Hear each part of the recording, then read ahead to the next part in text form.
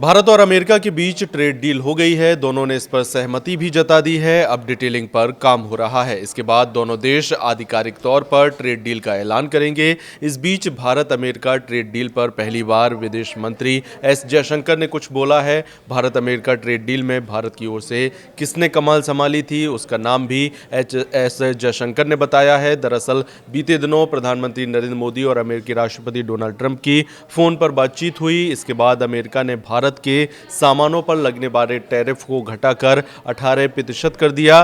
पहले ये 50% तक पहुंच गया था। इस डील को दोनों देशों ने ऐतिहासिक बताया है। भारत अमेरिका ट्रेड डील पर विदेश मंत्री एस जयशंकर ने आज यानी गुरुवार को खुद जवाब दिया। वॉशिंगटन डीसी में क्रिटिकल मिनरल्स मीट के दौरान बातचीत में एस जयशंकर ने कहा कि वह खुद इस बातचीत में सीधे तौर पर इन्वॉल्व नहीं थे।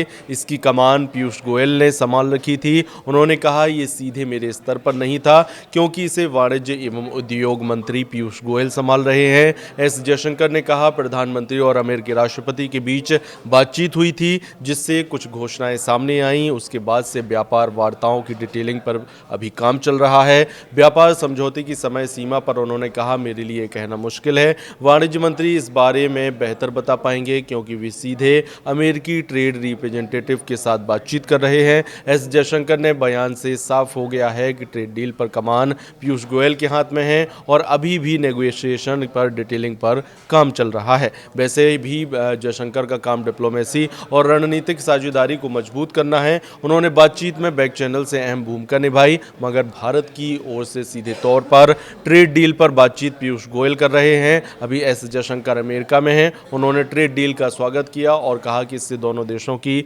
अर्थव्यवस्था को फायदा होगा, नौकरियां बढ़ेंगी और मेक इन इंडिया को बल मिलेगा। उधर एक दिन पहले यानी बुधवार को पीयूष गोयल ने संसद में ट्रेड डील पर बयान दिया। उन्होंने बताया कि संवेदनशील क्षेत्र जैसे कृषि और डेयरी को पूरी तरह सुरक्षित रखा गया है। भारत के निर्यातक सेक्टरों को फायदा होगा, खासकर लेबर इंसेंटिव इंडस्ट्री को। अमेरिका ने भारत पर लगने वाले रेसिप्रोकल टैरिफ को भी 25% से घटाकर 18% कर दिया है। गोयल ने कहा कि ये भारत के प्रतिस्पर्धी देशों की तुलना में सबसे अच्छा रेट है। दोनों पक्ष अब तकनीकी डिटेल्स और पेपर वर्क पर काम कर रहे हैं। जल्द ही ज्वाइंट स्टेटमेंट जारी होने की उम्मीद है। अब आपको बताते हैं कि ये डील क्यों महत्वपूर्ण है। भारत अमेरिका का सबसे बड़ा ट्रेड पार्टनर बनने की ओर बढ़ रहा है। टैरिफ कम होने से भारतीय सामान सस्ता हो जाएगा, निर्यात बढ़ेगा और रोजगार के नए अवसर खुलेंगे। अमेरिका को भी फायदा है। वह चीन पर निर्भरता कम करना चाहता है और भारत को वैकल्पिक मैन्युफैक्चरिंग हब के रूप में देख रहा है।